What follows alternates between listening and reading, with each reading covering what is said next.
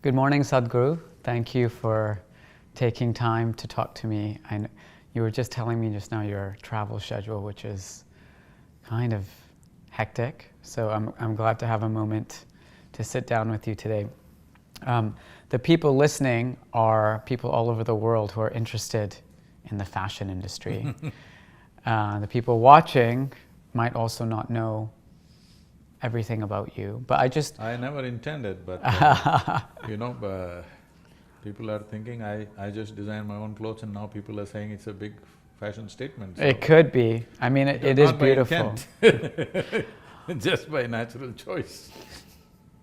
But I wanted to start the conversation by, for those people who aren't familiar with you and your work and your story, if you could just introduce us a little bit to who you are and how you've ended up becoming the person you are, and what is it that drives you? Oh, I'm not driven by anything. Okay. I'm self-driven, not driven by anything. Not used to talking about myself because I never thought there's nothing much to say. But people who want to understand what you do, like how do you explain it to someone? Well, there are many areas of work. So people are always trying to define themselves by what they do. Right. This is what I'm trying to change in the world. What you do should not define who you are. Who you are should define what you do. Right. So, who I am is really nothing, so I do whatever is needed. Right. So that got me involved in variety of things. Mm-hmm. One thing is fundamental human well-being. So systems for human well-being which we developed come under the brand of inner engineering. Then ecological needs are there, so we started what is called as Project Green Hands. We planted over 33 million trees, so people started calling me a tree planter. Then I said, I'm not a tree planter, my basic work is to make human beings blossom. Then the rivers in India was bad, so we started Rally for Rivers, which became the largest ecological movement on the planet. 162 million people participated in a month-long event. And this has become a recommended policy in India for all the states. The central government recommended the Rally for Rivers policy recommendation document we gave. The United Nations also took it up and we launched what is called as a decade of action in UN. Well, we are involved in education. It's not that I'm interested in all these things, I'm just interested in life. Wherever I see things are not functioning well, inevitably I get involved. So education, health, nourishment, ecology and now fashion, because the way we dress is destroying the world. Textile has become the third largest polluter on the planet. Right. So one important thing that needs to happen is to shift back to natural fiber as much as possible in the coming few decades. Right. If we don't do that, because everybody is shooting the plastic bag which is visible. The lowly plastic bag is… yes, it needs to be handled, but it is not the main thing, it's just visible and flying all over the place. But textile or polyfiber is one of the biggest polluters when it comes to plastic pollution, it's the largest one actually. Mm-hmm. But it goes unaddressed because it is all microfiber. It's in your body, it's in the food that we eat, it's in the water that we drink, it's everywhere. So shifting back to natural fiber as much as possible is an important thing, and this is also… this will also handle variety of other aspects for nations which grow natural fiber and have the capacity and the talent to produce yarn and then to weave it in many different ways, which is a skill that human beings developed for over thousands of years. It took millennia to develop these skills, but we're just killing it just in 1 or 2 generations, simply because we got machine-made cloth and we got synthetic fiber. So, overall well-being of the human being involves clothing also, so here I am. Right. And it's New York Fashion Week. It might not be evident from where we are right now, but what is your goal with the event that you're holding this week in New York with all of these designers? We have brought in about 120 distinct weaves from India. So we want to expose this material to the designers here and to those who consume fashion products. The important thing is to move them towards natural fiber, that is a basic element, both for health and ecological purposes. There's substantial studies which show that wearing synthetic fiber causes immense damage to the system and could be the source of various diseases that we are suffering, unexplained levels of cancer, many things. Some people say it is still not very well established, but definitely it has impact. They're saying almost there is not a single American citizen who doesn't have a certain amount of plastic in their bodies. This may be so everywhere, probably only Americans have been studied, they've been put under the microscope. They say on an average 28 grams of plastic could be in a American citizen's body, both from food consumption and textiles that they use. Especially for children, the level of skin allergies and other things you're finding is mainly because of the type of clothing they're using. And once you use synthetic clothing, it is very flammable. So to make it not so flammable, they're using other kinds of chemicals which are carcinogenic, there's no question about that. So these things need to be reversed now, because as it is estimated we are, on an average, every human being on the planet has 5 times more clothing than what our grandparents had. That number even sounds low to me. That's among your clients. Yeah, I mean, when I see people's closets on now, an average, yeah. I'm saying. Yeah. But by 2025, they said that's going to double, that means we'll have 10 times more. So when this kind of phenomenal increase in textile consumption is on the threshold, I think it's very important we bring back natural fiber. Okay. So these 4 designers that you're working with this week, they all come from different disciplines in fashion. There's, Sabyasachi from India, and then there's Norma Kamali and Mara Hoffman and others from here. What is your expectation with how these textiles from India will be used here in a different context? The big names in America have to take up natural fiber as a cause.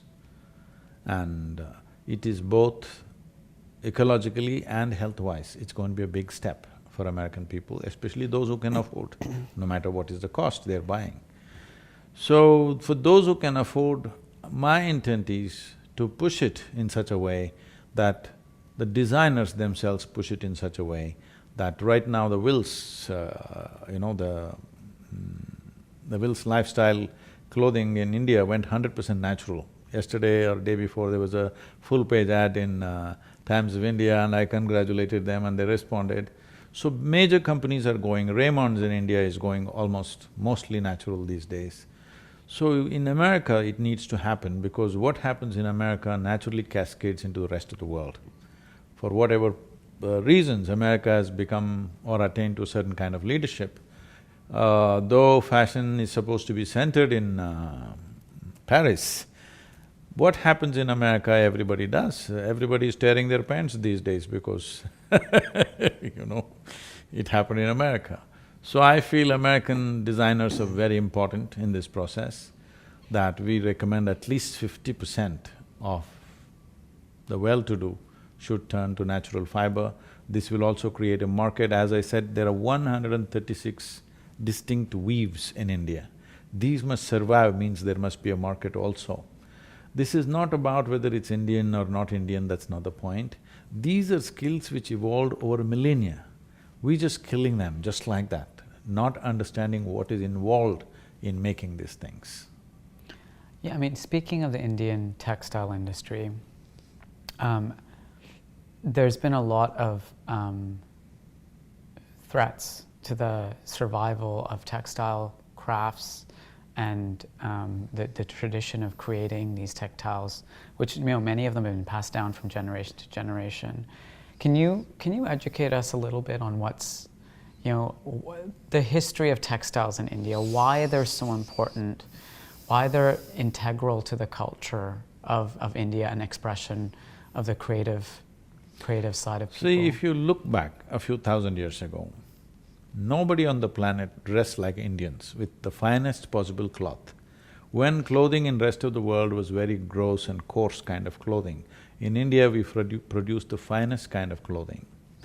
Well, I'm talking about looking at because in India we don't record history by factual facts and accounts and numbers and things like that. But if you look at the stories, if you go back to a story like Mahabharata, almost 6,000 years ago, they're talking about pitambar, a silk cloth which is very fine and which has certain, in terms of its color and its vibrance, it's of a certain kind. 6,000 years ago, they were wearing those kind of clothes.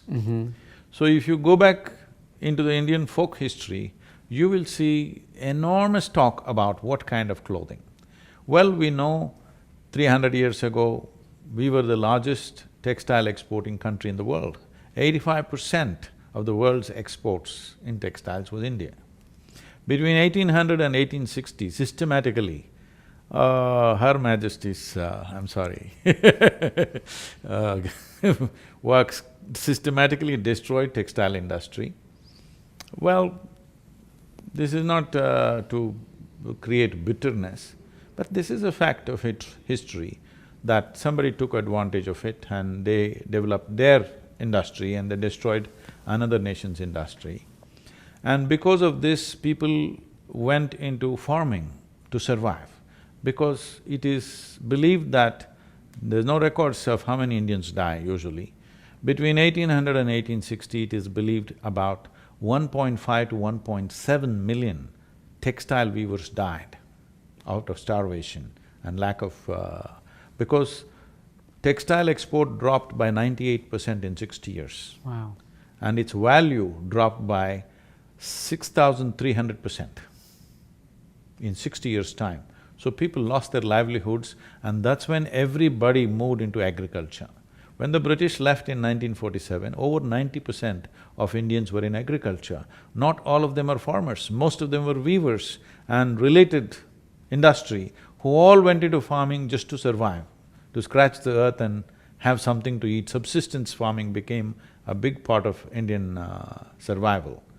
It is only now they're again moving out into various other activities. And even today, in the last 10 years, over 300,000 farmers have committed suicide because they're all growing only food from their old practice of growing food for their own survival. Our intent is at least 30% of the farmers or farmland should go into natural fiber.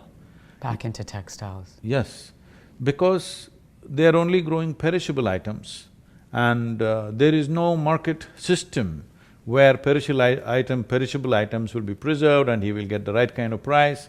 If he has a bad crop, he has a bad crop and he dies out of that. If he has a good crop, the prices will crash in the market and he'll die out of that.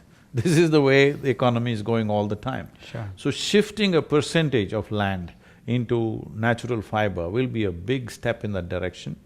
Even today, over 4 million families are involved in textiles. Out of these 136 weaves that I'm talking about, nearly 67 of them are almost extinct. Yes.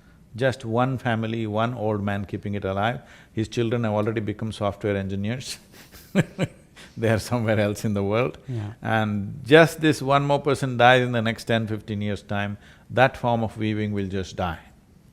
How distinct it is means, there is a place, this is… because you're a fashion person, you must visit these places, they're unique.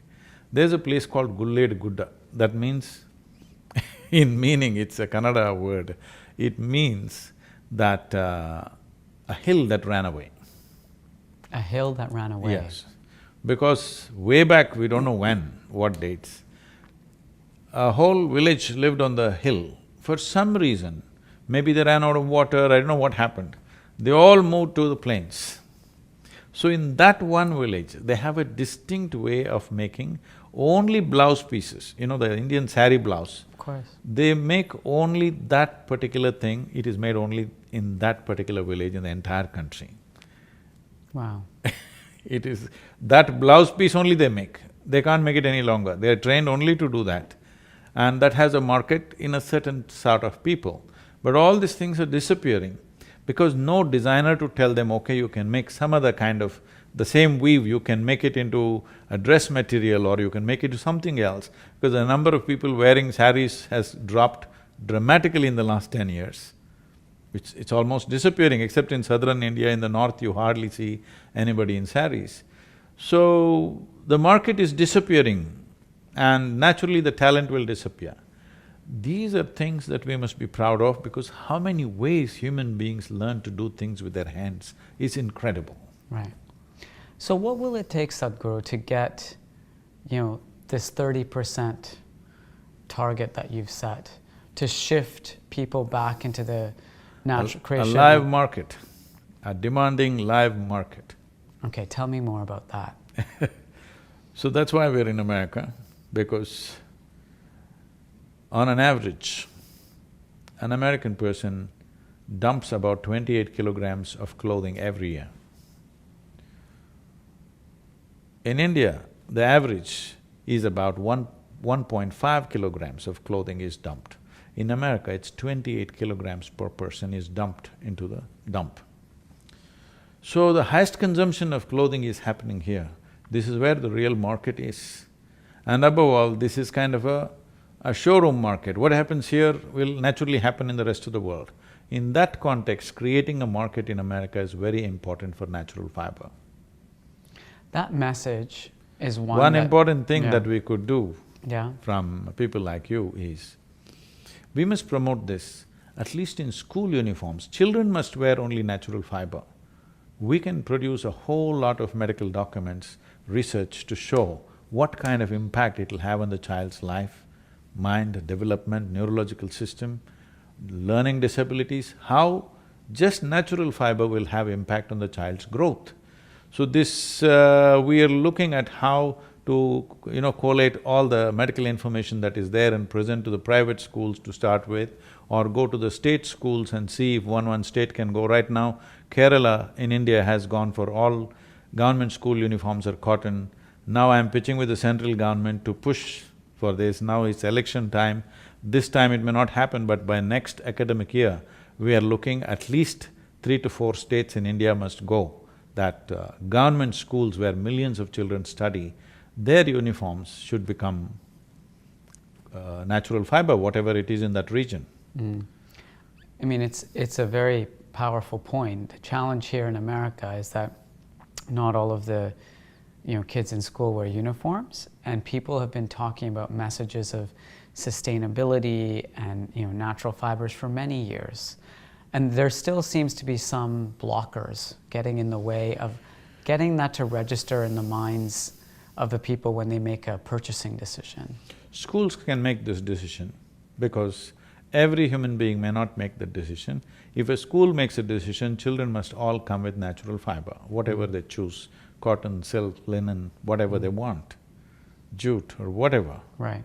So if they make the decision whether they're wearing a fixed uniform or whatever they wear, the most important thing is, we must move away from this sense of clothing must be all starched like a knife and, must be pointing this way, we are not in some army or something.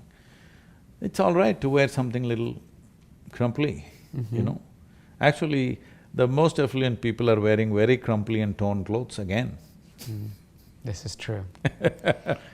The other interesting connection to Indian textiles happens to be a timely one, because this is the 150th anniversary of the birth of Gandhi. That is why we call this Fashion for Peace. Okay, so tell me I'm part about of the that. 20-member committee chaired by the Prime Minister for this. So as a part of this, we are doing 3 major focus of activity.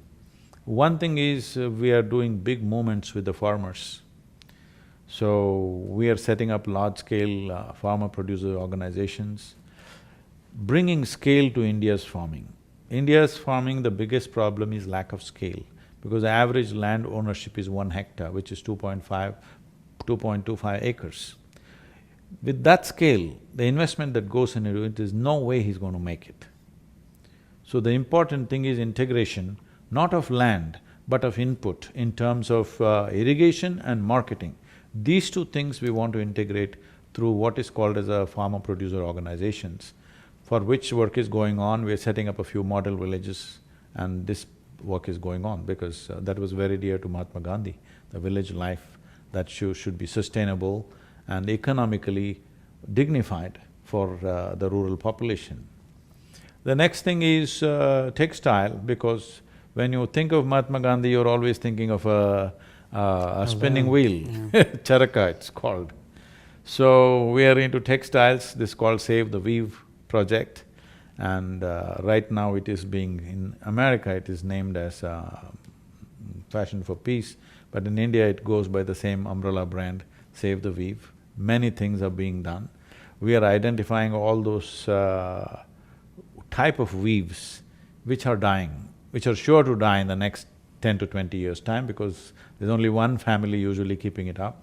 We are seeing how to put young people who are interested in learning and propagating that and taking it up as a business.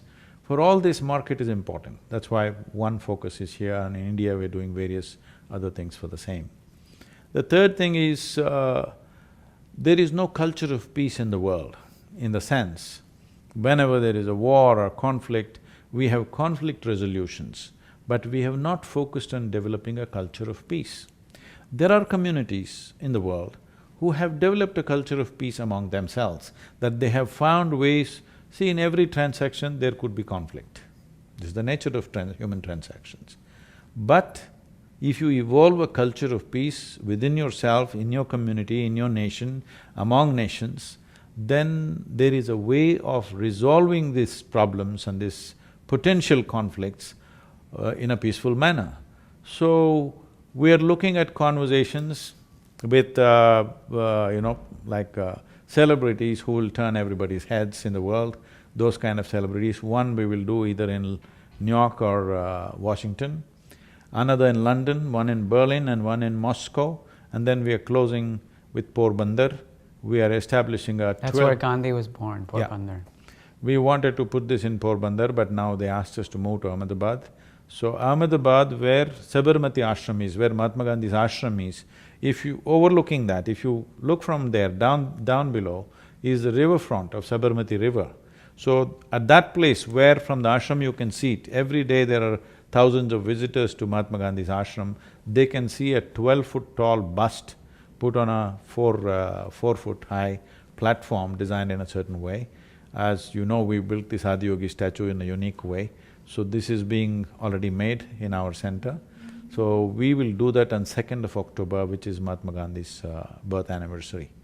I wanted to conclude the conversation. I would be remiss if I didn't ask you a bit of advice, because there's millions of people around the world who seek your counsel on navigating life and the vicissitudes of life, as some people call them. Earlier I was talking to you about what once one person called or told me or described to me as an epidemic of stress in the world. In our industry, in the fashion industry, but as you pointed out, in every industry, everywhere, people are stressed. Where do you think this epidemic of stress comes from, and how can people eradicate stress? So stress is not because of a situation in which we exist. Stress is because of a situation that we do not know how to manage our body, our mind, our emotions and our energies.